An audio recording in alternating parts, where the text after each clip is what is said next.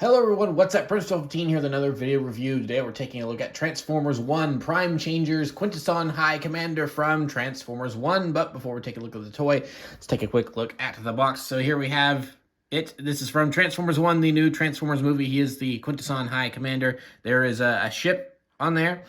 This is manufactured by Hasbro. It says Transformers along the side there. This is for ages 6 and up. Of course, that's just a suggestion. They have to put that on there. Here is the Quintesson High Commander on this side, looking very scary. There is his ship. Here is another logo and a look at some of the characters from the movie on the side. And then here on the back, we have the Quintesson High Commander and all the things he does. He transforms in 18 steps. Don't eat the figure because that's bad for your digestive system. And that's pretty much it for the box. Oh, it's also hollow. There's no plastic there. But anyway, so here we have the Quintesson High Commander in his, Quintesson ship form, which is kind of a... I'm assuming this is non-canon, that Quintessons transform into their own ships. That's what I'm assuming, just based on the limited appearances they've had in the trailer, because while this video is going live after the movie has premiered, it's being recorded before the movie has premiered. So I have absolutely no idea what role the Quintessons play in the movie. I can kind of take a guess based on context clues in the trailer and how I kind of understand just a guess of how certain characters are going to be working in the movie. So I kind of have an idea, but I don't really know for certain. So yeah, but they decided to make a Quintesson figure, and because it's a Transformer, has to transform, so they made it turn into its own ship. Okay, that works. It's a toy. Cool. I can dig it. So yeah, this is a decent little ship form thing. Yeah, I mean, it's nothing spectacular, but it gets the job done. I actually quite like it. It's interesting to see something that's so clearly not metallic and robotic and Cybertronian, and this is supposed to be, I'm guessing, a little more organic based on that design there. So yeah, I do really like this and all the nice little molded in details and everything. I think it looks cool. Just a little soft kind of softer plastic there, so you don't poke your own eye out or anything like that. So but I do like the little pink accents and everything. And yeah, I mean, there's not really too much to talk about with this. I think it, for what it's trying to do, I think it gets the job done, and I think it's cool. So there is this little storage compartment here where you can put what I'm presuming to be an Energon cube, if it wants to come out of the... It really likes to sit in there. You have to fight it, which is why I don't like putting it in there. But for the video, come here. I almost had it. You really have to grip it. Whoop, there we go. Finally. Maximum effort. So yeah, here's our little purple Energon cube that we get with it. I wish it was a little more brighter of a pink. This is more of a purple, but whatever. So there's the little Energon cube. So yeah, I think this totally works for what it's supposed to be. So it's nice. So anyway, moving on to size comparisons. Here we have Alpha Trion, also of the Prime Changers line. So obviously these things are not in scale with one another, because that's supposed to be a gigantic spaceship. That's supposed to be a wolf robot. Not exactly the same, but hey, it's toys. It works. So yeah, that's pretty much it for the for the alt mode, for the vehicle form, and whatever you want to call this, the cheat mode. And so yeah, we'll go ahead and move on to the transformation. So it kind of surprised me looking at the back of the box that it actually says that this is like 18 steps or whatever, because they're very quick steps. So go ahead and get started here. So first we wanted to go ahead and detach the arms, just like so. I'll just leave them there for now. And then we want to just go ahead and detach the body from the back here. Just get that going. Have that up like so. And then we'll just go ahead and deal with these things right here. This will just come down like so. And then this will come in like so. And then we can flip this little piece in.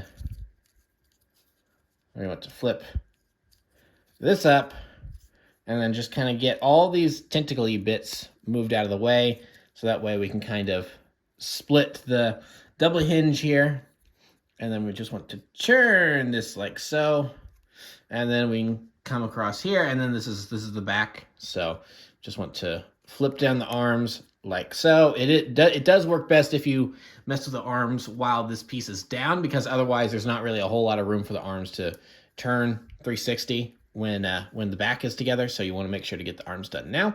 So obviously this is where the head goes. So we just want to push the head out like so. Makes that nice satisfying little click noise. And then this is just on a rotating hinge. So we just want to turn the head around like so. And then want to be careful with it, because now the head, if you pop off the head does pop back on. But you want to be careful, and it kind of helps if you work with this little nub right here to kind of, I guess it also helps with the heads still turned back around. Come on. I was able to get this earlier.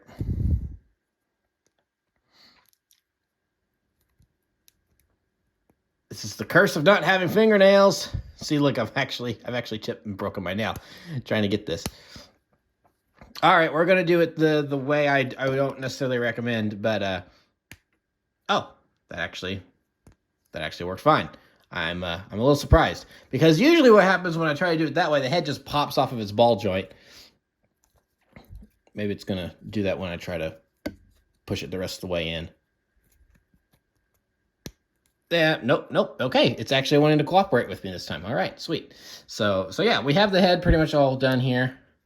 Just push it into there, and now we'll just go ahead and finish up. So this whole section here will just collapse into the back, and there's not really like an actual spot. It just kind of slots in just like that. So that works. And then we just want to straighten this out, and then this is just going to kind of be the little platform he rests on, because obviously, based on what I'm seeing here, this is not a species that necessarily has legs. They just kind of float. So this whole panel here is just kind of giving the impression of that he's floating. And then you just want to finish up, push that little piece down, and yeah, there we have the Quintesson in his one and only mode. So yeah, here is the Quintesson in all of his scaly glory. So a decent head sculpt going on here if it wants to focus in properly on the head sculpt. There we go, that's better. So decent little head sculpt there. Doesn't really have hands per se, just kind of has these little pointer things there. So that's kind of an interesting design choice. So nice color scheme overall. I do like all the transparent pink on the tentacles. So that's just the little platform he sits on, floats on, whatever. There's his back. So yeah, overall cool design. I mean, clearly it is not your traditional Quintesson with the 5 faces of doom or whatever, but I still like this. I like that it's a different interpretation of the Quintessons. It's kind of a newer idea for them. So it's like the arms especially, you can tell that's really supposed to be organic matter in there. So it's like maybe it's like just to kind of look at the character model on the box again. Just so like clearly there's some armor plating going on around here, but then like that's clearly all organic. So it's like, so maybe they're like some sort of almost a Bionicle-esque techno-organic biomechanical type creature in the TF1 universe, which it's cool.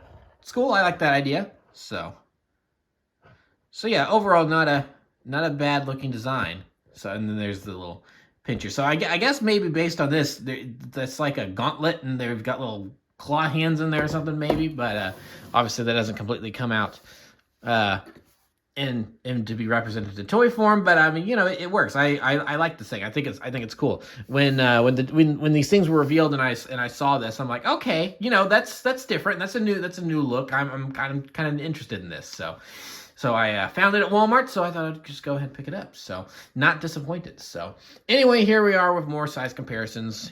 Bring Alpha Trion back in from the Prime Changers line. That's how they stack up. And then obviously going to be a little bit of a size difference here. We have Optimus Prime from Studio Series. So kind of a big difference between all of them there.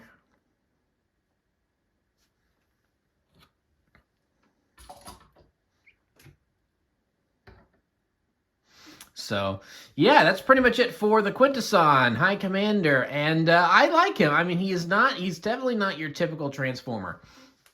He's not a robot character. He's not even your typical Quintesson either. But I mean, I think for what he's supposed to be representing from the film, just based on what little I've seen, based on trailers and stuff, and the design on the side of the box, I think he works. I mean, I think this is a great workaround, because I think this is an interesting, cool design to have some slightly different, villains in TF1 that aren't just all completely robots. Now, I mean, most of the characters are still going to be your robots and stuff, but to have a slightly different threat in the form of these kind of new iteration of the Quintessons, I like that. I think that's cool. I like all the tentacles and stuff. I think this is just a really cool design, and to give us a toy form of that, I think this works pretty well. So I doubt this is going to be something that we see repeated in, say, Studio Series, just because of what it is. So the fact that we kind of got this obvious kind of one-off character that we normally wouldn't otherwise get, I think is cool. I like that.